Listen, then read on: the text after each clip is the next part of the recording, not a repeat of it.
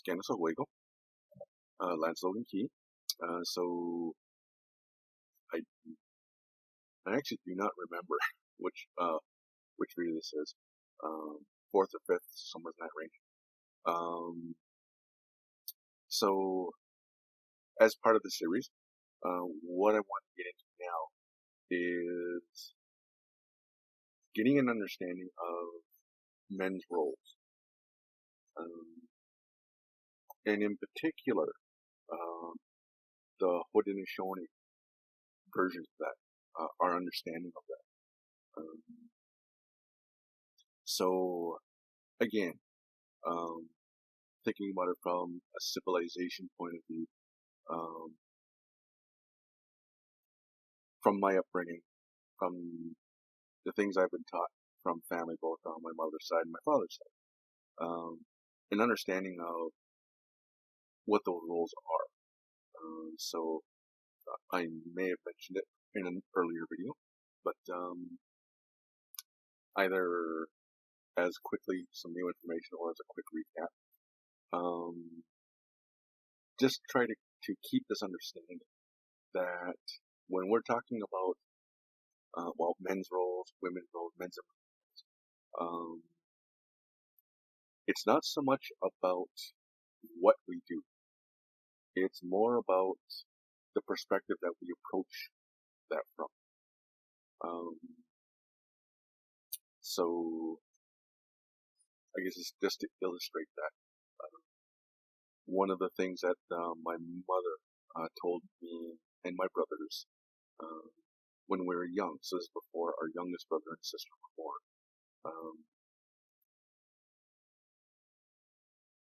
And at the time, I didn't quite understand why she was saying this because it wasn't how I was brought up. It wasn't what my parents were demonstrating to me. But she had said to us, and it had more to do with cooking, preparing food. So she was teaching us simple things like boiling water, boiling an egg, warming up soup, scrambling eggs, making a fried egg sandwich, this simple stuff. Some of it was a little scary for us, because it wasn't just the fact that we were using fire. It was the gas, a gas stove. So because safety was something that was always emphasized when they were teaching us things. So explaining to us why if we turn it on and we don't see flame, we've got to turn it off right away because of all this gas. So we were a little fearful of cooking because we didn't want to make that kind of mistake. And I think my mom might have misinterpreted that in that we didn't want to cook. We wanted to cook. If you see us, we're all of us can cook. One of my brothers went to school to be a cook. At one time wanted to be a chef. Only reason why he didn't had nothing to do with the work involved. It had everything to do with the politics of that industry, the commercial food industry. So he went on to other things, but he still knows how to cook. We still know how to do a lot of things. We enjoy cooking. But I think the interpretation that my mom made at that time was this pervasive idea that cooking is a woman's job. Farthest thing from my mind, my brother's mind, because we were never taught that cooking was a woman's job. Wasn't what my mom showed us, wasn't what my dad showed us. Sometimes our family gatherings, we're told who made what. And a lot of times it was our uncle's things or our cousin's things that were being brought up as the creator of this dish. So men cooking was not an odd thing for us.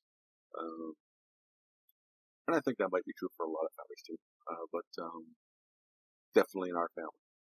So she said to us, and I remember distinctly, not because it was something that I thought was important, but it just felt odd that she would say that because I had no context for it. She said, now, and I'm paraphrasing, I can't say it verbatim what she said, but what are you going to do if you don't have a woman to cook for you? Starve? Hadn't crossed my mind. I just assumed that if I wanted food, I would cook it. I mean, that's why you're teachers. And at, 7, 8 years old, I was not, at that point, contemplating the division of labor in a family dynamic or anything like that. You know, 8 years old, what, grade 3, grade 4, somewhere in that range. So, it was struck me as odd. It wasn't until I got older when I started to understand that concept that there were some forms of work that were thought of in mainstream culture, and it was seeping into the Haudenosaunee culture that there are certain work is a woman's job, and that certain work was a man's job, or that it wasn't manly to do certain things, it wasn't feminine to do certain things. Just wasn't there for me. It didn't make sense to me. Now, mind you, I became a bit self-conscious around things like that because my peers, a lot of my peers, especially when I got to high school, because we went to school officer, where those things started to become, for me, really blaring because it wasn't how I grew up.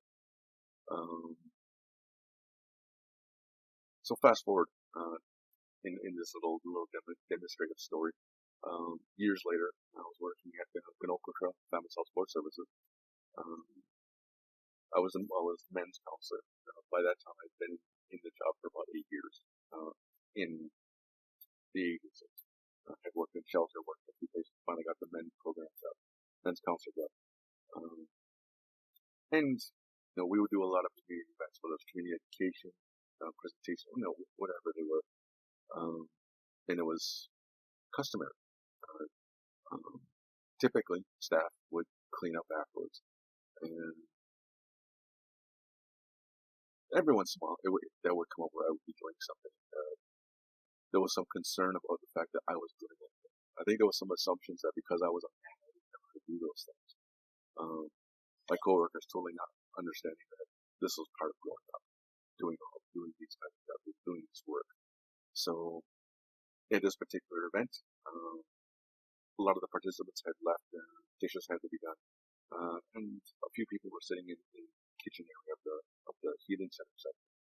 So, people were gathering stuff, and I saw that the sink was getting full of dishes, so I started doing the dishes. And someone behind me I heard someone say that's good to see. Now, they were behind me, so I didn't have a reference for what they were talking about. Because I was doing dishes, I was working. A few minutes after that, not very many, 2 or 3 minutes, because I think she was directing it towards me, trying to get my attention. Because I continued on with saying something. It's not often that you see a man doing women's work. And without thinking, I just simply said, without turning my back, just continue work. No such thing as women's work. It's just work. If it's there to be done, and you're there and you can do it, you do it. And a couple minutes after that, I kind of turned around to look and see, well, it was one of the board members who had said that. And in the moment, I'm thinking, oh crap, I guess I'm going to get fired. I didn't get fired. But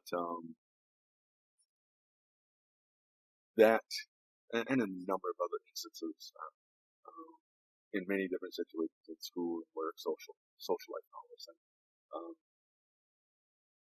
Things that might have normally washed over people because this heavily genderized division of labor was normal for them, but wasn't normal for me. Because there were many times where people would be extra cautious around me doing certain jobs. And I very much got the impression that it was because I was a male, and I was learning that a lot of these things were considered women's work.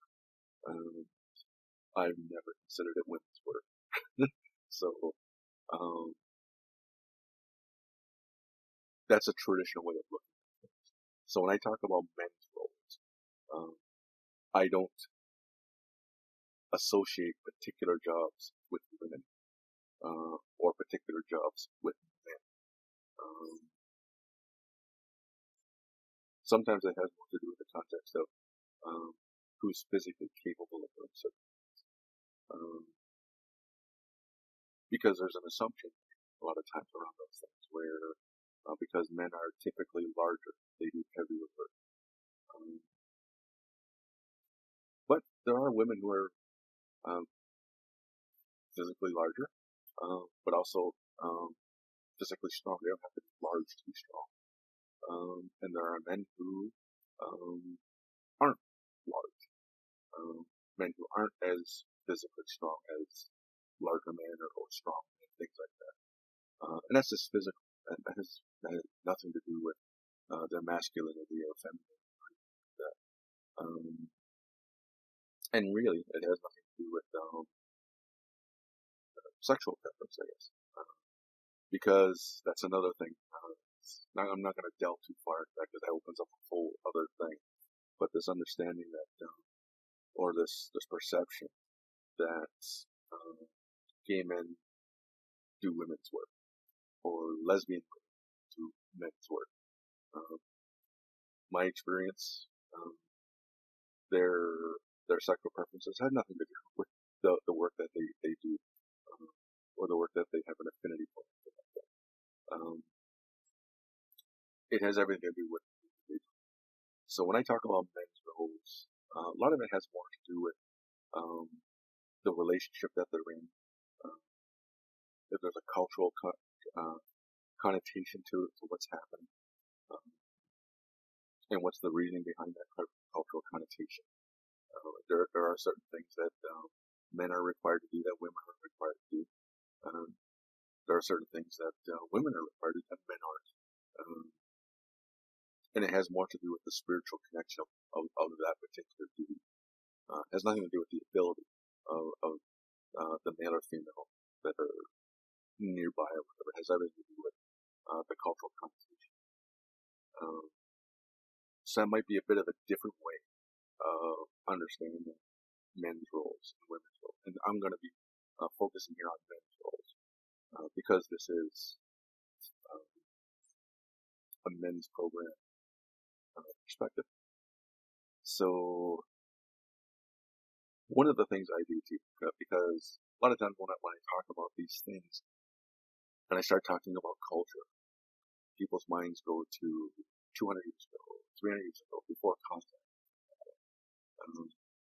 And our perspective on those things does come from, but we have to apply that in a modern world.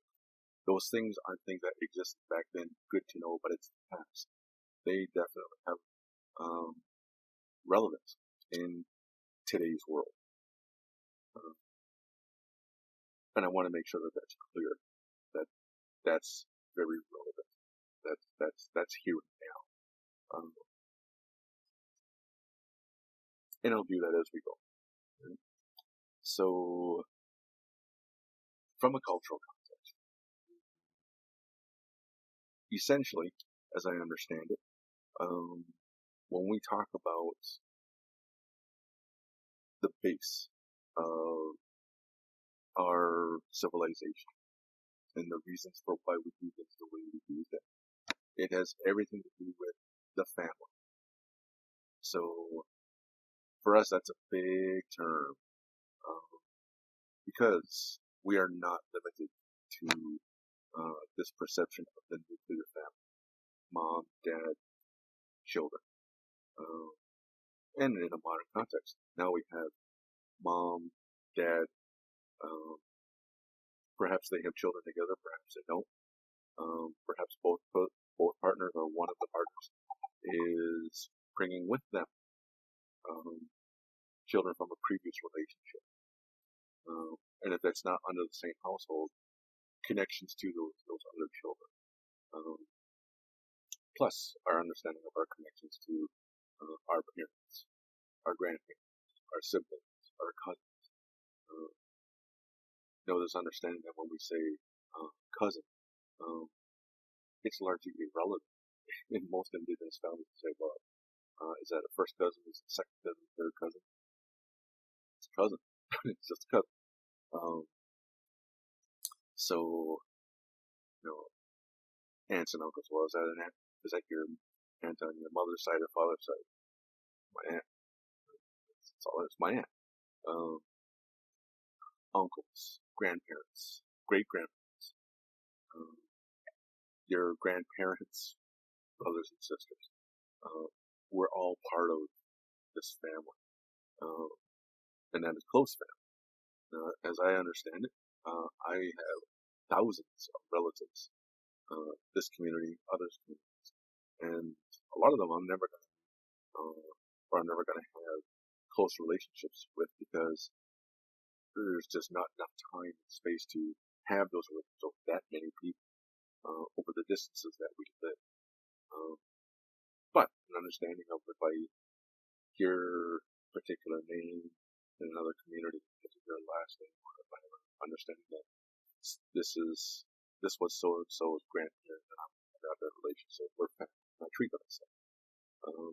And many of our people do the same thing in other communities.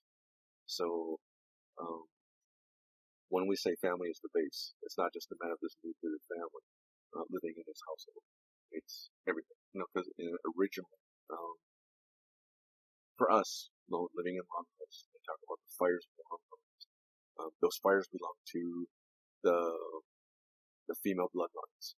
So the men coming were from other longhouses, other families. But everyone in that longhouse, at least from the female bloodlines, were all really closely related. The male partners who were coming in were married to one of the women that had their children, but they became part of that family. So it wasn't a sense of in-law. It's these are now my relatives, as well as the people that from Lagos that I came from previous. So there's idea of family. So in the past, I've talked about becoming faces. As I understand it, when we talk about family, because all of this has to be thought about simultaneously. So the coming faces, the children that I'm bringing into this world with my partner, whoever that is. One of the things that I was taught growing up is that the world, when I was a child, the world belonged to me, at least partially. So I fully owned the world before I was born, because everyone that was alive and breathing, walking around, was being taught that they are caretakers of this earth, this environment, this community, this civilization, so that it was a good place for me to come into, and all the other faces that were coming. When you're born and you take that first breath, you become part of that other side, but you're still part of the coming faces. As I was told, is a child has 1 foot here, 1 foot in the world that they come from, until they can say a word or a phrase and know what they're saying.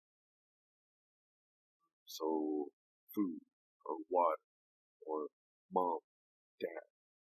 At that point, that's when both feet are here. And that's when the training starts, understanding their responsibility as a caretaker. No, that's not to say that they carry that on their shoulders from that point. They're learning. But as I was taught, when a child the more a child is independent from their parents, the less dependent, or the more that they learn to look after themselves. So certain milestones, cooking, like I mentioned earlier, washing themselves, looking after their sleeping space, looking after particular tools or toys that are meant to be for their sole use. Um, as they go confident in those things, learning to gather food, they're less and less dependent. They're more and more in that caretaker role, um, taking on that responsibility. So if you notice, when I talked about that, I didn't say men or women or boy or girl. I talked about child and growing up. Um, every child, whether they're male or female, experiences that. They go through that. The difference when we talk about men's roles and women's roles is what is your part in that as a male or as a female. Because eventually, the idea, anyway, is that you would find a partner, you would have children, and you'd be raising those children to take on those similar roles. So, what is your responsibility in that partnership for those children that are coming up that own this world? Because once you take on that caretaker role, making a word or a phrase that you understand, you step in the caretaker role. The world no longer belongs to you. You are now in training to protect the world and care for the world for the next set of faces coming. Remember I talked earlier about the 7 generations. This is all part of that. So learning all those lessons, taking up your part in that. So building this strong family. So say that. What kind of family do we want? Well, we want a healthy family. So as a partnership, these are the things that you want your family to do for those children. You and your partner together collectively. So as a man, it's your job to aid your partner, and their job to aid you to do this. Teaching respect for others. Now, when I say respect, the connotation of respect. Seeing how you talk about it, people will say, well, I respect my boss because they're the boss. Or I respect my superiors because they have authority over me, things like that. That's fine. But it's not necessarily family respect. What that is understanding a hierarchy and a protocol. I know everybody you'll hear this generalization of indigenous culture saying, well, everybody's on the same level. On some levels, that is very true. But there is a recognized hierarchy. And it has more to do with caretaking. Until a child knows how to do something for themselves, they are dependent on somebody else. Until then, they are sort of subservient to those people who care for them. The more independent they get, the less it's that subservience, and it becomes more equal. But when we talk about respect, we talk about a basic caring, a sense of obligation towards each other. So that takes on such huge connotations. So honesty, being straightforward. One of the things that I've tried to foster in my friendships, in my family, is I prefer to be told the truth. Because if you're holding something back from me, or if you're telling me a lie to protect my feelings, you're not helping me. That's not respect. That's not respectful. So I try to be as honest as possible. Now, and that's the key thing. Try. For the most part, I'm successful, but not always. But sometimes where I fail to be honest, it's when I'm in this spot where I don't want to cause pain by revealing a truth. and I haven't quite figured out how to gently relay that truth. Right? So it's a sense of responsibility on my part that to be honest, but also be gentle. That's how I see respect. To be straight with people, and I expect the same thing back. Right? That respect has to be a mutual thing. So that means developing a sense of trust. So one of the things I've not always, but for a number of years now, at least a decade, probably longer, I've developed this understanding of trust. I may have mentioned earlier again this thing called observable pattern of behavior. So I can honestly tell people that there isn't a person in this world that I don't trust. But how I trust every person is different based on my experience of that person. So there are some people that I would trust in my life. There are some people that I wouldn't even come close to trusting with my life. It's a sense of that sense of trust is being reliable. So my word is my honor. So if I say I'm going to do something, then I follow through on it. But if I'm not able to follow through with it, I own that. You can trust that if I'm saying I'm going to do something, I firmly believe that I can in that moment. I'm not just saying it to get what I want in the moment. And if I can't follow through with that, I'm going to tell you I can't, and I'm going to tell you why. It has to be a very good reason. Make my amends, and basically take responsibility. So in that sense, a family develops this sense of shared responsibility. The theme of responsibility, doing what you say you're going to do, but also a sense of that I'm responsible to my family. So when I say that, coming back to the whole trust thing and the respect thing, that doesn't mean I'm going to be your cheerleader all the time. It doesn't mean that you can do no wrong. In that sense, part of my responsibility is if I see you doing something that I think is harmful, or is dangerous, or is unkind, part of my responsibility, friendships, family, however it is I need to point that out to you. In as gentle a way as possible, as a kind of way as possible. So that means affirming supports. I'm supportive of you as a person. I might not support what you're doing, but I support you because I care about you, because I have that responsibility. So that means for all of that to be true, for all of that to play out, we have to communicate. We have to listen. We have to be able to talk to each other. So for men, part of that growing up, right? I mentioned Edge of the Woods, or Edge of the Woods, rites of passage. At least I hope I did.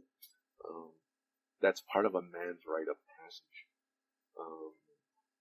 It's this understanding that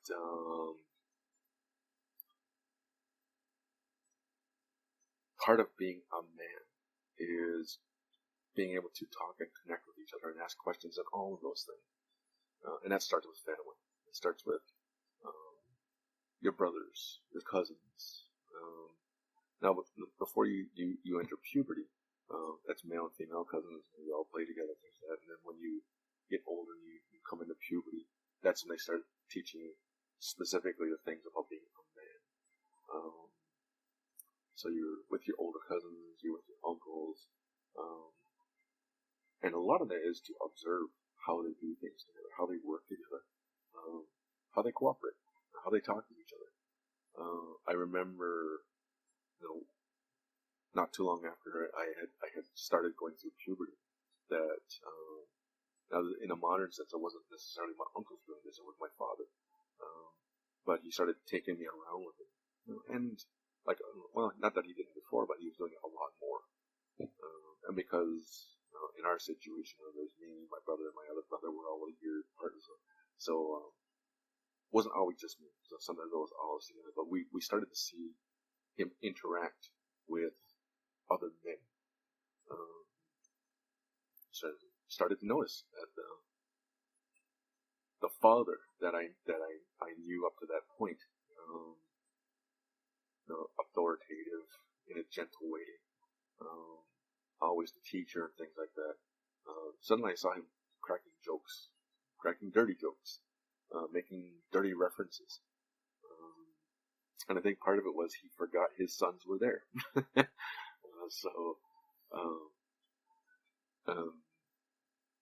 But that understanding that there was an interaction going on.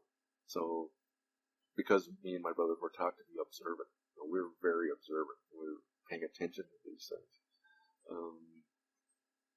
But we learned how to be supportive with each other in the best way possible.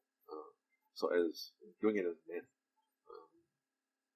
So we saw how he would talk to his uncle, and as I got, or his uncle, his brothers, and as I got older, getting into my later teens and my young adulthood,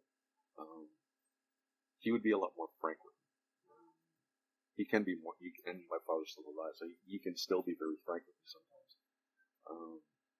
But he would talk to me about some of the things that troubled him concerning his brothers and his friends, different things like that.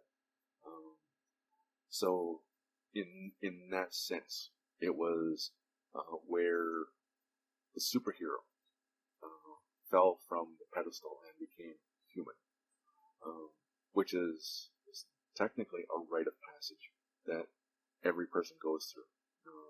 For men, it's their fathers or their father figure, whoever that is. That individual who was always the hero, who could do no wrong, who taught them everything, who was always the safety net, start showing their vulnerabilities. And that's what that was for me, was seeing that he had questions. He wasn't always sure of himself. And myself, I might not have said it, but there were a lot of times where I didn't feel sure of myself, or I wasn't sure about what I was doing. Things that now in retrospect, well, that was a simple decision. Back when I was in that moment, I didn't have the experience to make the decision in a confident way. So all men go through that.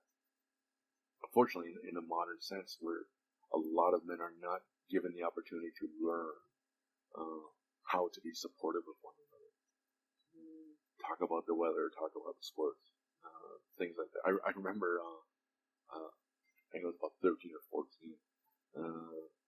Me and my cousins, it was at my mom's house. We had this little shack that my dad had built, and a number of us were standing around, and we were talking, and we had reached this point in the conversation where we pretty much all said everything that we needed to say about that conversation.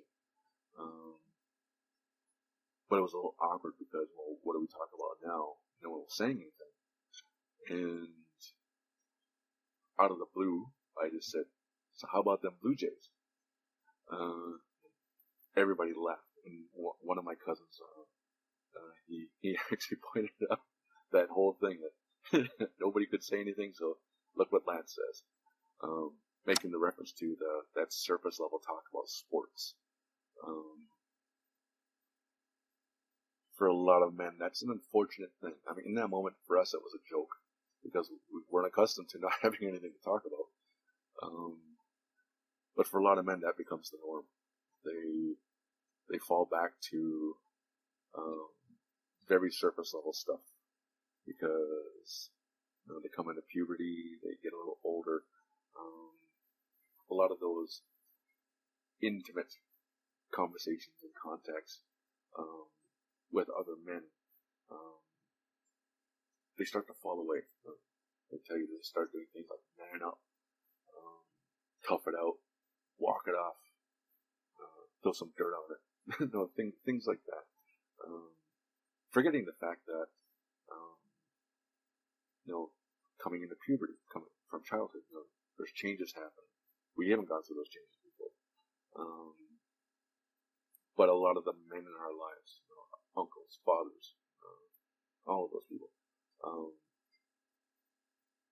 that sense of being able to have that kind of intimacy with another man was taken away because of this negative view of anything that was even approaching something that wasn't masculine from the mainstream European sense of masculinity.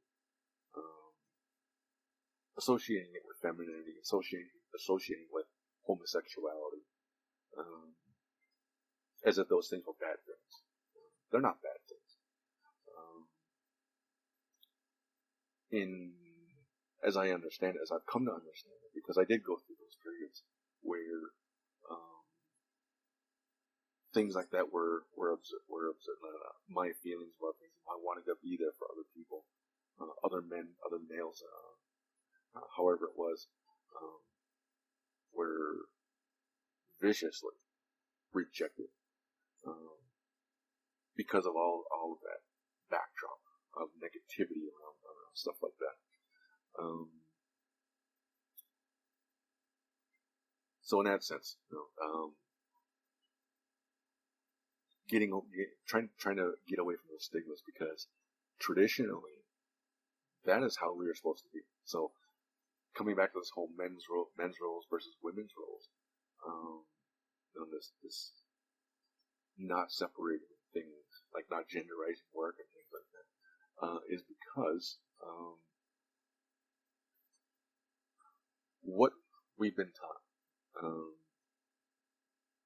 is that there is always this competition, this adversarial relationship between masculinity and femininity, male and female, you know, butting heads. But in Shawnee civilization, and a lot of indigenous civilizations, the perspective of that is supposed to be, we are this. So, to coin a phrase, not to go into much of the puns, but two sides of the same coin. Remember I talked about, it's more about the theme? That's the theme. We are all supposed to be kind. We are all supposed to be loving and caring and supportive. But there's a male perspective and there's a female perspective. Two sides of the same coin, working together. So, for a lot of us, that was removed. This dominant sense of masculinity replaced that soft, supportive sense of masculinity. And if we did anything to do that traditional, which in the mainstream was seen as feminine or masculine, was frowned upon. And for most men, that's when we're in those kinds of situations. That's the fear isn't that we are feminine or that we are homosexual or anything like that. The fear is, how are we going to be perceived? Are we going to lose standing? Is that going to change the relationships? Essentially, they should change those relationships, because that's fake. That's not real. For any man out there who may be watching this video, and I'm not asking you to publicly declare it or anything like that. Honestly, just be real with yourself. That's where it starts before you start being real to other people. You're not perfect, and you know you're not perfect. You're not always confident. There's a lot of things that weigh on our minds. There's a lot of things that scare the crap out of us. There's a lot of things that make us want to cry. But how many of us have the opportunity to express that? Talk about that? And traditionally, men were supposed to be able to talk about those things with each other, help each other, support each other. That was part of the upbringing. We were supposed to learn all of those things. But that was taken away. But when we talk about men's roles and women's roles, this is where we're at. From a traditional sense, I would hope we get back to that, being able to talk about those things. Because as fathers, as uncles, in a traditional sense of family, uncles take on father roles with their sisters' children. That is all part of the process of all the things that we have to do for our families, for our children. Positivity. So that means spending quality time with each other. So when I say spending quality time, that's not. It can be, but it's not stuff like, well, I'm going to my kid's game. Great. It's great to have that support, but there's not interaction happening. Your child is playing. You're in the bleachers. But it's great for the child to know that you're there, that you support them. That's quality time. But when we usually talk about quality time, in that family sense, it's spending time with each other, learning. And that's the thing. Parents think, we all think of parents as teachers of their children, but our children teach us things too.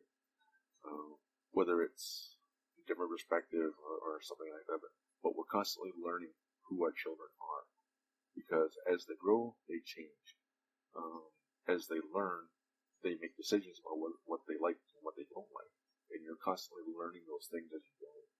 That's part of that quality time, is learning those things. That doesn't necessarily mean you're going to like everything there, but being able to have those conversations, because eventually, once they're more on an equal keel with you. If you haven't taken that time to spend time with each other and learn who each other is, as adults, those connections, those conversations, those interactions are going to be very awkward, because that quality time wasn't there. You didn't learn, because that's the other thing, is what a lot of parents don't realize, is these children are learning who you are as well. Remember how I talked about earlier, the coming down from the pedestal and being human? That's what they're doing. They're learning who you are as a human being, not the hero who saved them all the time. For some people, that's a scary thing. Sure, it can be a scary thing. But it can also be a very endearing thing, a connected thing.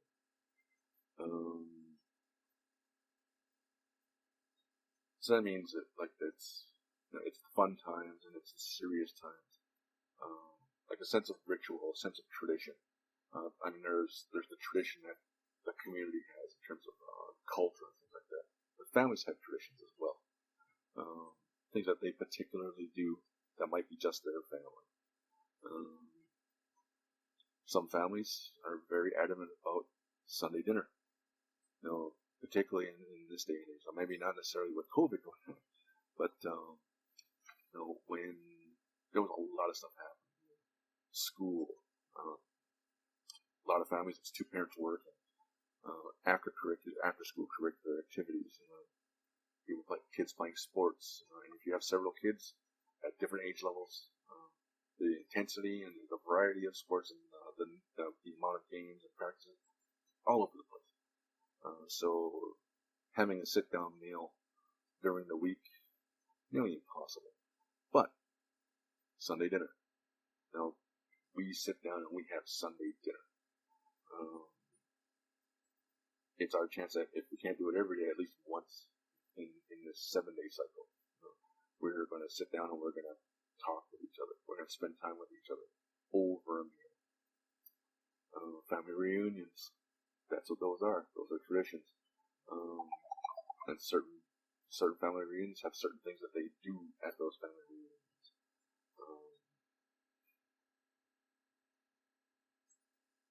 A sense of, we as a family, this is our thing, we do this together. Sense of shared beliefs. Now, when I say a sense of shared belief, that doesn't mean that how um, you enact them is going to be the same individually. Remember how I talked earlier about me and my brothers, because of our age differences, 1 year apart. A lot of times what we were being taught at the same time. Not so easy when I was 5, Trav was 4, Colin was 3. But when I was 10, Trav was 9, Colin was 8. A little easier because our level of comprehension was a little better. So as we got older, that got easier. But we would be taught the same thing, but the way we did those things is very different and manifest themselves differently as we're adults. But the underlying theme is the same. We care for our family.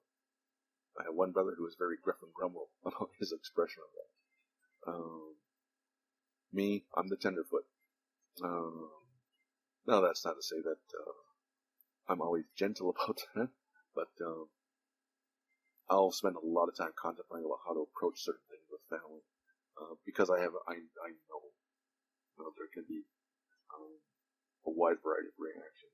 Whereas my brother who's gruff and grumble, he has a point to make, he's going to make the point. And everyone's going to hear it.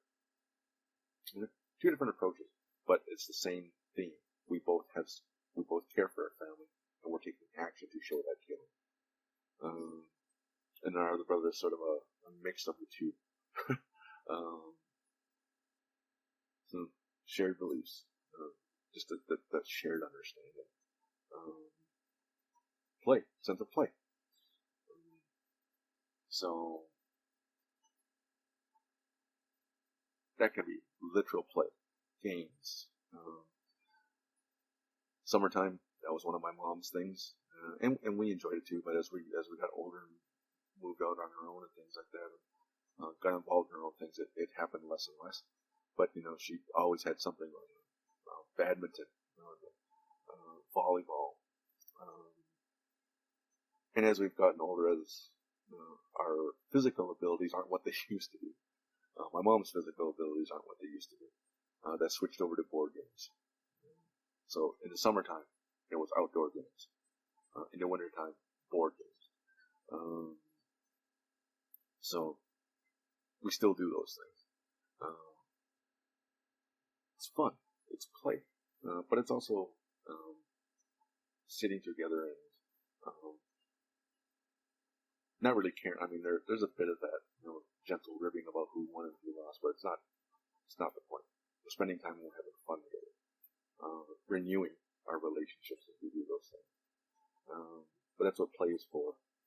It builds those connections. And on the other side of it, seeking help for problems with each other.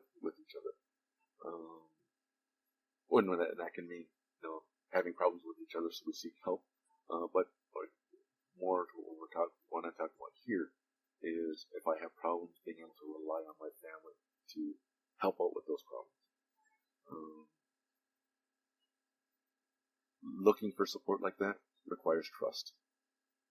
Remember how I talked about trust? You build that through connection. You build that through quality time. You build that through reinforcing those kind of connections and reinforcing the idea that I'm someone that you can rely on. If you don't have those things, you're not going to seek help from people that you can't rely on, that you don't trust. Families are designed to do that for each other.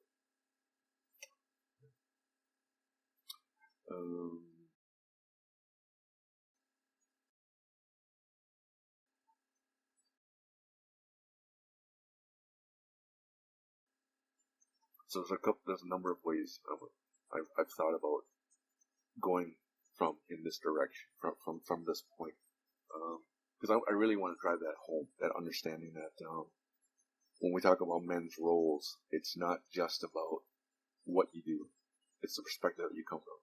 A lot of it is taking up responsibilities. So it's an understanding that as men from our society, I guess this is the direction I'm going.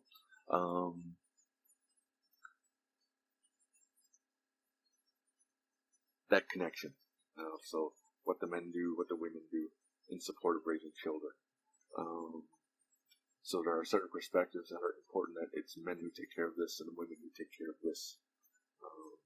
Because generally speaking, because women carry the children and until the children can eat solid food, they literally feed the children from their bodies. That takes up a lot of time, takes up a lot of work, and our women are strong, but they need that support, particularly with the period of time after birth. Their body has went through something very strenuous. That's our responsibility as men, is to support them through that, even through the pregnancy.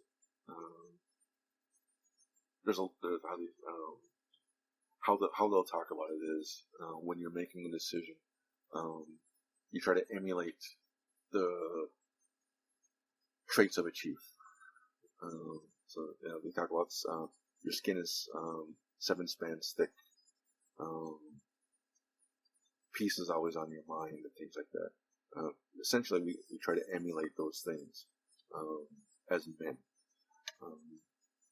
So when our partners are pregnant and things like that, 7 spans thick, our skin.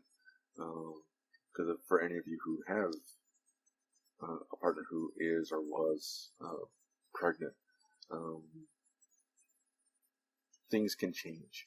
And part of our job in that was to be strong for them. Because as strong as they are, they're going through a hell of a lot, and they're not always going to be strong through the whole process. We fill that gap. And there's so many things that's involved in that, but suffice to say, our job is to be supported through that process. And that doesn't stop once the child is born. We continue that process. Our focus as men is to be that support. Right? I support her for the sake of our children. Two sides of that coin. She's working directly for the child, and we do too. But a big part of that is supporting the mother for the benefit of that child. Working together. Two sides of the coin. So there are certain things that we have to learn. So they talk about ceremony life and protocols and things like that. Now that doesn't necessarily mean that we have to be ceremonial in the traditional sense. But what it does mean is we have to develop routines. And as I understand it, what I was taught is, because a lot of the celestial bodies and the helpers that we see in the world, we have a personification for those. They talk about Grandmother Moon. And that comes directly from the creation story, and how the moon became our grandmother and things like that, or how the grandmother became the moon. So for men, in particular, the celestial body that we are connected to is the sun. And I've heard different interpretations of what the sun is. And that seems to be the most fitting that I understand, is the sun is our eldest brother. So in a lot of families, there's particular responsibility put on an eldest brother. I'm an eldest brother. We're the example. And one of the things I was always taught with my younger brothers and my sister, they're going to look to me to set the example, because I'm the one going through it first. So that means, just like the sun, every morning the sun gets up, goes across the sky, it does its work, and then it goes to bed at a proper time to get its proper rest. And it does that regularly. It has that routine, like clockwork. That's part of the responsibility of being a man. Our word. If I say I'm going to do this, I'm going to do this. Now, mind you, because we're humans and we're not celestial bodies, there are times when we can't keep our word. The sun always keeps its word. There's never been a time where the sun did not rise and fall. There may have been things that interfered with us seeing that. Clouds, the night sky, like the night sky, the sun's on the other side of the world. But the sun still goes through the circle, and if that sun wasn't doing what it was doing, we would not be alive. Now that's not to say that us as men or us as oldest sons, everybody's lives is dependent on us, but sometimes that is true. Sometimes other people's lives depend on us following through on what we do. Essentially, that's our job, is to be that. So when they talk about that, we have to be self-sacrificing. And remember when I talked about peace, power, righteousness, part of that power is self-discipline. And power is not the exertion of control over other people. Power is about self-control, self-discipline. That's what we are. We know what we're supposed to do. We do that.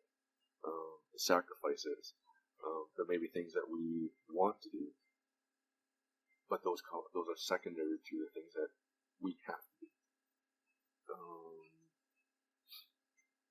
I know myself. I just me as an example. There's been a lot of times where I've sacrificed certain things in order to follow through with a responsibility or even take on a responsibility. Culturally, we have a role. It's called Wastisto. It's a title given for one occasion or one event, and that's what it is. It's usually a man who sacrifices his enjoyment of something to take on a responsibility instead. So the example is a social.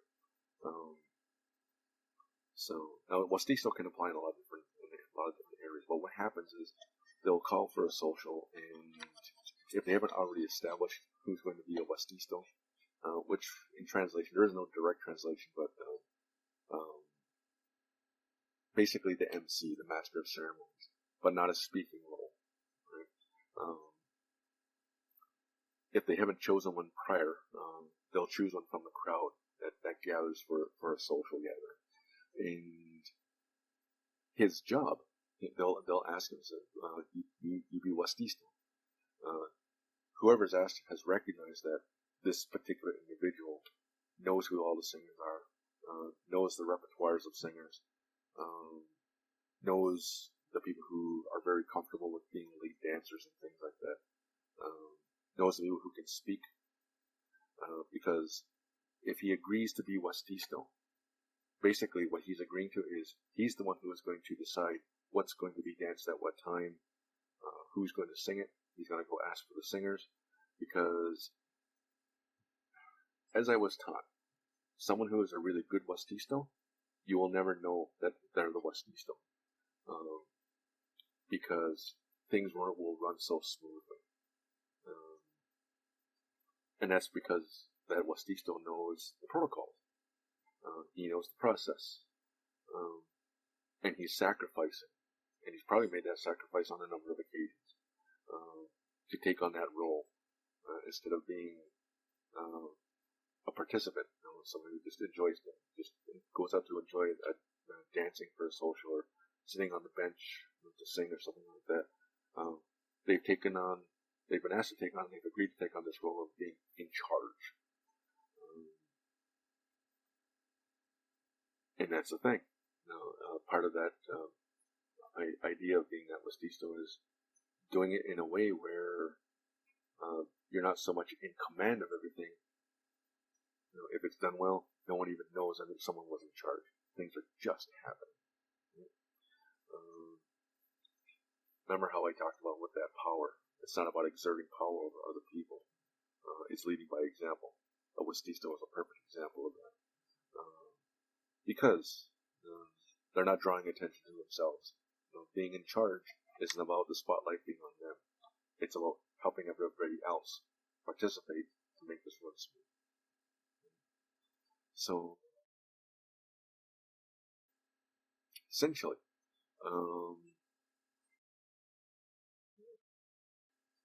that's basically what it is.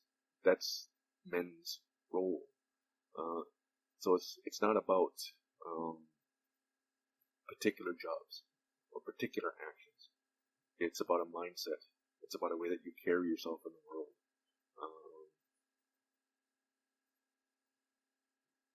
Not always about self-sacrifice, but understanding that you're not always the center of attention. And if you are the center of attention, it's a responsibility that affects everybody else. So, being connected to other men, recognizing where your strengths are, but also where your vulnerabilities are. Getting support when you know you need it, or when you think you need it, but also being ready to step into that leadership role with the knowledge that these people are depending on you. So your role in that responsibility, your role as the leader, is about being responsible for the people you're leading.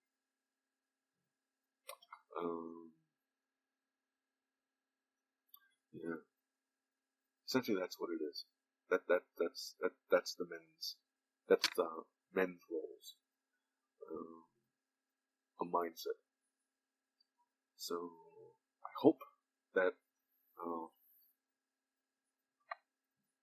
fulfilled what you were looking for in terms of that understanding of being a man in a traditional sense, potentially civilization sense, but also how